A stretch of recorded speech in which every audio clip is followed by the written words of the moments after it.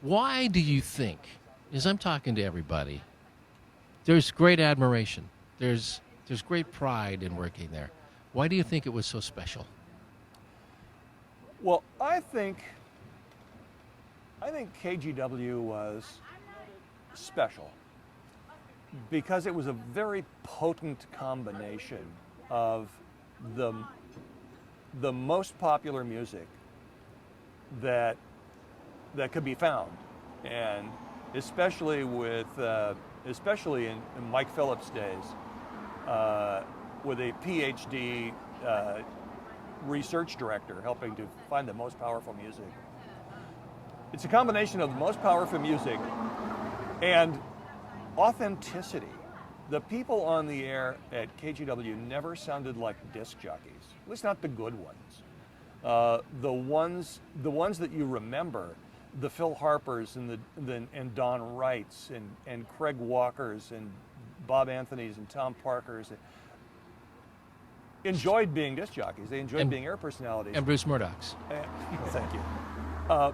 But concentrated on authenticity, concentrated on communicating and just talking about a concept, a clever turn of phrase. Someone called it adult top 40 because the people on the air were adults and treated their listeners like adults. And that's, I think, the real secret. The real secret was just assuming that our listener was an adult, and they could take it. They can, you don't have to talk down to them. You don't have to do patter. To this day, I listen to air checks, the great air checks that we all used to listen to, and I don't have anything like that because I don't do disc jockey stuff. Yeah, exactly. I remember we used to listen to even Robert W. Morgan, Charlie Tuna tapes in the 70s where they were flying all over the country, real tapes. Sure. Yeah. And there was a lot of quick one-liners, which was kind of cool for that style.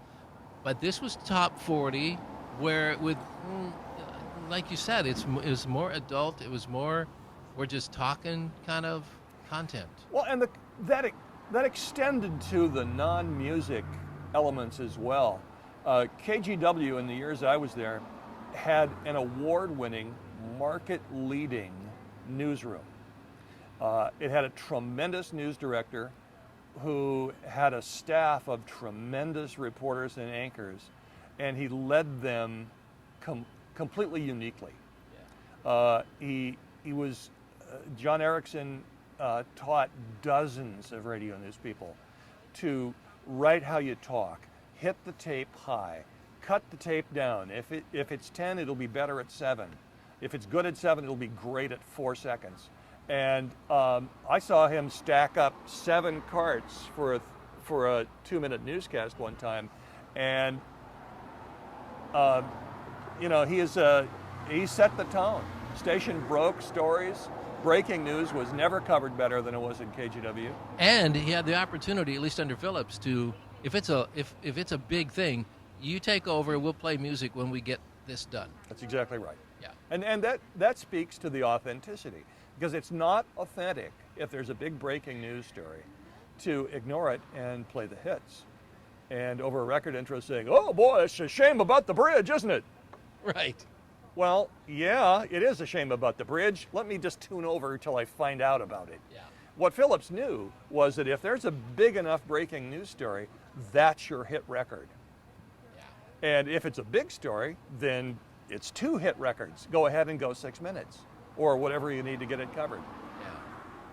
Most embarrassing moment on the air or at an appearance? Wow.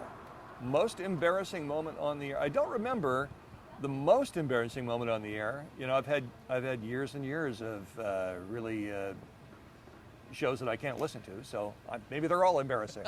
I do remember a couple of personal appearances. One in particular, I think it was a huge Halloween thing, and we all had great costumes, and hundreds of people, and I got done with the whole evening and found out that I had done the whole evening with my pants unzipped.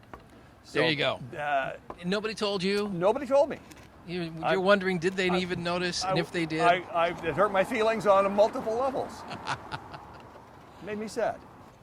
Of the people that you worked with? most quirky personality?